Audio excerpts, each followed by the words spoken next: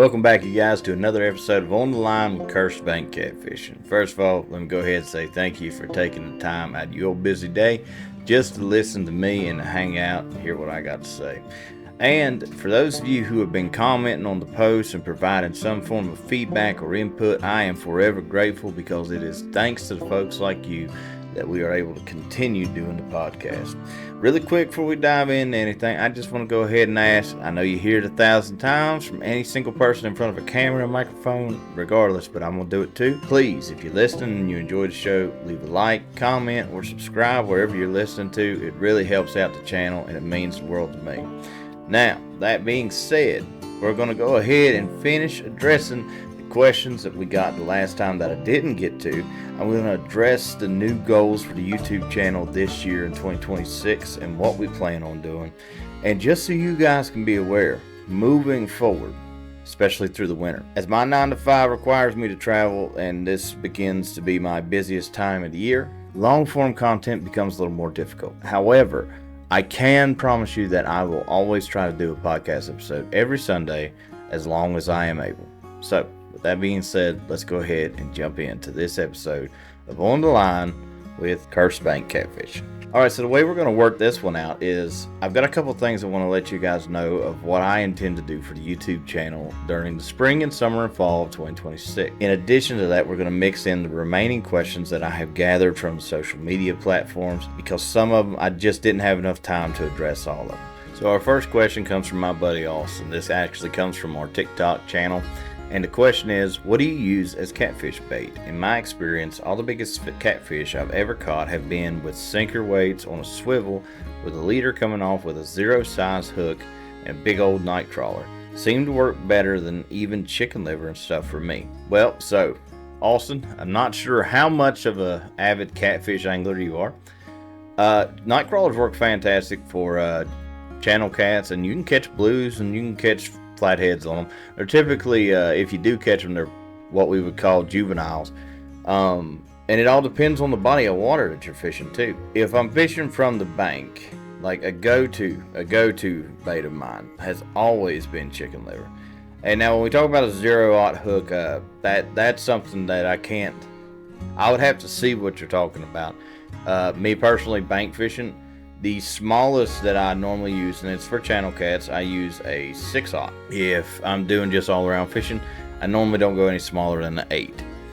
And that's because even with the bigger hooks, you can always catch little fish. I promise. I thought that you couldn't for the longest time. I've proven that myth wrong time and time again. But now for me, my bait of choice in the canal is always going to be fresh cut bait, or if I'm going for flatheads, I love bluegill. Love bluegill for flathead fishing. It all just depends on what I'm targeting. It also depends, am I on a boat, am I on a kayak, am I on the bank? My tactics and strategies will always change depending on where I'm fishing, what time of year it is, how's the current. These all play a variable in it. But my preference is always fresh cut bait from whatever body of water that I am fishing. That normally never goes wrong. I haven't used Nightcrawler. Oh no, that's a lie. I used Nightcrawler during the bank tournaments when I was fishing for channel cat. We would try Nightcrawler here and there. But for bank fishing, my normal go-to, the tried and true, will always be chicken liver as a store-bought bait. That's always done good by me. Another question that we got came from a user, Saint Glizzy 86. Now, I know Glizzy. I met Glizzy right before one of the Norman tournaments me and Matt fished. He asked, sinker slides or no? I've been using them for a while and I'm not sure if I like them or not. Here's my personal opinion, right? When people think of sinker slides, they typically only think of them as of one use. So for what they would call a Carolina rig, or sometimes people call it a fish finder rig, which is where the slide is just going to clip onto the line. It's going to go up and down. Here's the thing that I think a lot of people kind of miss the mark with. The reason I like a sinker slide is because it's very versatile. Let's say you don't want a moving sinker slide, right? Let's say you want to fix your sinker. Well, take the clip off of that little plastic piece, man. Go ahead and clip that through your barrel swivel, and now you've got a 3-way, or you've got a kicker. And then this can be used for everything from suspending to dragging. It all just depends on your leader length, obviously, but you have options. And if you're worried about that little piece of plastic that you leave on there, it's not going to bother anything. There is not enough of that there to actually cause any problems, no matter what kind of fishing you're doing. My other thing is price point. I love sinker slides because you can literally buy 100 of them for like 10 bucks. I have bags on bags of these things, and I keep them in every single bag I carry around with me. I also keep these little quick connect clips that I use, and Matt's seen me use them for if I don't want to use a sinker slide, and if, let's say, I run out, or maybe I forgot to tie it on there, I can just clip my weight onto a 3-way swivel. Now I have options. But my personal preference is yes, I love sinker slides. Another question that we got came from a family member of mine, Tommy. Said that we need a video on the hook and line tie / your way of rigging those huge, your way of rigging for those huge cats that you hook and hold, Jess. Luca. And for those of you who don't know, Luca is a family saying between me and Tommy and that kind of side of the family. So first of all, Luca, Tommy, love you to death. On top of that, so I've made videos on how to tie these rigs in the past. I've done it here on YouTube and I've done it on TikTok, but depending on where you saw it, it really depends on how detailed that got. I'm 100% open to doing another rig tying video. I just need to know that that's what everyone wants to see. Especially this time of year where, I don't have a whole lot of time to go out and fish, and plus it's miserable. We're actually in the middle of an ice storm right now. It makes sense to be able to make those types of videos. Next question actually comes from a very good friend of mine. Chris Hunts Fishes VA, so that's his Facebook account. It says, sign me up. Topics on how, I know this is what he's trying to say, how did everyone get started into catfishing? Also, you should add more black lights to your studio so you stand out more. LOL. Well, I'll tell you what, Chris. There you go. I got you. With when it comes to Chris, first of all, Chris is a very good friend of mine. He's also one of the better anglers that I've ever met, and he knows the James River like the back of his hand. He drives the Cadillac, which is probably one of the most badass fishing boats I've ever seen. He also runs his own apparel company. We'll see if you can figure out which apparel company. We're going to go ahead and we're going to try to plan to get Chris on this podcast at some point to talk about these topics. But more importantly, we're actually going to travel to Chris this summer, and we're going to film some content up there. So Chris more or less has just expressed, he really wants to be on the podcast and get some topics going. And Chris is, if you don't know him, man, either you've been living under a rock, or actually that's really the only reason you wouldn't know him. He's pretty well known in the tournament side, he's well known in the content creator side, and he's well known in the industry as a whole. So if you don't know Chris, I encourage you to try to get to know him. He's one of the best guys I've ever met, and he's straight laced, man. It's a no BS kind of thing with him, and that's what I really appreciate about him. He is hands down one of the realest people I have ever met in this industry, and I am more than happy to call him my friend. On top of that, once he hears all this, he's like, wipe your nose off. That's just the kind of guy he is. Another buddy of mine says, when do baits become too big in your opinion? This is related to targeting monster catfish, not eater size. And this comes from my friend Castaway Catfishing. Well, I said catfishing, it's Castaway Fishing. So Castaway, my personal opinion when a bait becomes a little bit too big is, you've seen the guys that will take like a common carp and they'll cut its whole head off. And so for those of you who don't know, I'll try to put a picture, somewhere right here. A common carp can get massive. Grass carp get massive. But what some people will do is they'll chop that head off. Well, that head is about that thick. It's about that long, sometimes longer, depending on the fish. And they'll put that on a hook and they'll cast it out. Well, there's two things with this. One, I'm not saying that it won't work. I'm not saying that there is a chance that an absolute moe of a fish could come up and swallow that thing whole. Slim to none, but I understand the people that do it because you miss every shot you don't take. However, more than likely what's going to happen is that bait is just going to get nipped at by smaller fish until eventually they pick all the guts and blood out of it, or it just sits there until you reel it back in. One of my biggest rules when it comes to fishing, period, if I cannot cast the bait a decent ways, like the guys that'll use that size bait, you normally get like maybe 10-15 yards out. That isn't a lot of distance, and I'm not saying that that matters particularly, especially in certain bodies of water, but that's just too big for me. I've used entire moon eye, I've used entire skipjack as bait before, no problem with, and the reason for that is because I'm still able to cast them.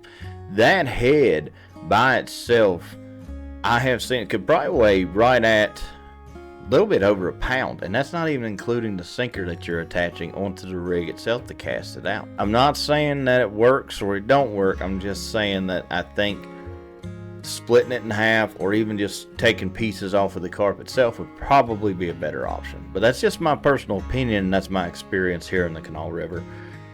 There is a size of diminishing returns. I don't think you could just throw anything on a hook out in any body of water and catch a massive fish. Now, some places you 100% can. When you start looking at places like Louisiana and the Mississippi, where there are giant catfish down there, go for it. And I'd say those fish are swimming down there. And if you think there's something in there that can eat that, by all means go for it. But me personally in the canal, I'll stick with the biggest bait I'll probably ever use is when I start using live baits. So you're talking moon eye or something that can range from that size to that size. It all depends. But I don't chuck no 1.5, 2 pound baits out there and hope that a moe is going to eat them. And something else you'll learn too the longer you do this, elephants eat peanuts, man. Some of the biggest fish I've ever caught have come off the craziest baits, and I hate to admit it, but it's the truth. I've caught some of my biggest catfish off of chicken. You heard me say it, I'm not making it up. I've caught it all. And dude, I used to make fun of chicken for years. I made fun of guys that fished with chicken. I thought it was the dumbest thing, and I remember one night I was bored, I needed to make a video, and I was like, we're going to try every type of store-bought bait you can get. And I'll be damned if the fish that I caught didn't come off of freaking chicken. Now, it was a special recipe, and we'll talk about that. I owe all credit to a friend of mine named John Lewis for that recipe. It was off of that recipe. It wasn't off no jello, garlic, none of that crap. But it worked. So, when I say elephants eat peanuts, big fish still eat small baits. A buddy of mine, Brandon, and his partner, Steven, were fishing a bank fish off, and they caught the biggest flathead of the tournament. I say they, but Steven caught the biggest flathead of the tournament using a minnow. He had like 3 or 4 dead minnows on hook and caught that fish. So keep that in mind. Elephants eat peanut. Bigger bait does not always mean bigger fish. We got another question from John Gad. Sorry if I mispronounced that, buddy. Do channel cats work as good bait in your area? I've tried them with no luck. Talking the 3 to 5 inch range, nothing bigger. So I have personally never used a channel cat as bait, and I think if I'm remembering correctly, the one time that I did, it was using pieces of channel cat, not like a whole live channel cat. I personally I can see that they could work, but I haven't personally tested it, so I can't say whether you'll do good or not here. More than likely, I'm going to lean towards no, because there's so many other bait fish in the canal that there's no reason why they would try to target channel cat. If you wanted to use a live bait instead of using a channel cat, I'd recommend you try to catch a bullhead. That's an acceptable bait for use. Bluegill, shad, skipjack, moon eye, creek chubs, these are all acceptable in my book, and you're going to do way better with them than you will with a channel cat. That's just my personal opinion. So I think that's going to do it for the questions really quick. Now, I'm just going to talk about this real briefly so that I can keep this episode within about the same time frame as the last one. A big goal of mine for 2026, right? So I got that big cheerleader trophy you see back there for the local bank trail here, the West Virginia Bank Monsters. Loved fishing that trail, enjoyed fishing it, had fun with my partner, had fun fishing with the guys. Not a fan of the fact they don't have throwaway tournaments, and long story short, what that means is you got to fish every single tournament if you want a chance at winning a trophy or winning a plaque, and that's insane. And for me, with my job and traveling the way I do, it was really difficult, man. Like, me and Timmy had to bust our butt. And I'm so thankful for Timmy. I'm thankful for Aaron and all the guys that would give me a hand because they knew I wasn't around to catch bait, and it really meant a lot to me to not have to worry about that sometimes, because sometimes I don't get in from a business trip until Saturday, and that's when the tournament is. So I got that trophy. I've got the plaque from the KRCC, that's Kanawha River Catfish Club. That's our boat trail around here. So I got first place in it, and I got second place in the bank trail. I have no intentions of fishing the bank trail this year. If I do, it's just going to be here and there. I'm not chasing points. I'm not chasing trophies. I'm not chasing nothing. So I will not be fishing that consistently this year. My goal this year is, so we have a program here called West Virginia Master Angler Program. And the way that this program works is you got 6 different slams. I think it's 6. And you have to get one of each of these fish with the required length. Now, it might sound easy enough, but it's not as easy as you might think, because some of these fish can only be found in certain parts of the state. Now, when I say that, you can complete a slam. Slams have to be completed within a year. So you can't start the catfish slam in 2026 and then try to end it in 2027. It restarts if you don't finish it. However, once you complete a slam, then that carries over to the next year, and then you have as long as you need to get the Master Angler Award, which helps out tremendously, because some of these fish, prime example, the fall fish, which I didn't even know what those were until I started looking into this. That's going to be a hard one for me to find. Muskie's going to be a little bit of a challenge, but my plan this year, instead of chasing a tournament trail, is to try and get as many of these slams as I can and work my way towards that Master Angler title. The really cool part about the Master Angler thing is, so when you complete all of the slams and you receive the title of Master Angler, one, there are only 7 people in the state currently that have received that title. 2, they give you a plaque directly from the West Virginia DNR, and it's presented to you by the governor. That's a really cool honor, in my opinion. So, and the fact that there are only 7 people that have done this right now, every plaque is engraved with the number on it. So the last one was 007, and it was actually given to a young man. He's the first one under 18 to complete it. And there's a video from a fly tying shop that did a little interview between him and his dad, and they told the story about how, I think he said it took him 2.5 years to complete it. But it's just really cool to see that, you know, his dad was willing to take the time to take him everywhere to try and find all these different fish so that he could get this trophy. But so long story short, guys, that's my goal this year. And I'm going to document the whole thing. And you guys are going to come along with me. And so it's not just going to be catfishing this year. I'm going to be I'm literally going to have a sheet with that whole list on it. And as we catch the fish we need and we get them submitted and we get the slam, you're going to see us check them off. And we'll obviously do updates here on the podcast as well as the year goes on. If that's something you guys are looking forward to, please let me know in the comments. But so I think that's going to do it for the second episode. I think my third episode, I'm going to try to do a guest interview. So I got a couple people lined up for that. I'm going to reach out to them, figure out which one it makes the most sense to do first, and we'll go from there. But I hope you guys have enjoyed this. If you have, make sure you hit a like, leave a comment, and just subscribe, man. It really helps me out, and it don't cost you a dime. But I hope you enjoyed this episode of On the Line with Cursed Bank Catfishing. Stay bent, y'all, and we'll see you around.